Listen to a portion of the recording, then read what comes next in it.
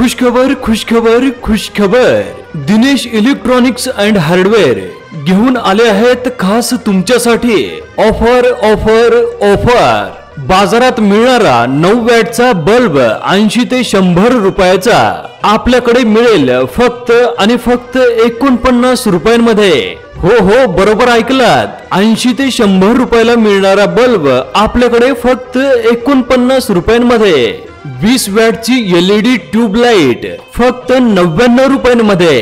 हो हो 20 वॅटची LED tubelight फक्त आणि फक्त 99 रुपयांमध्ये।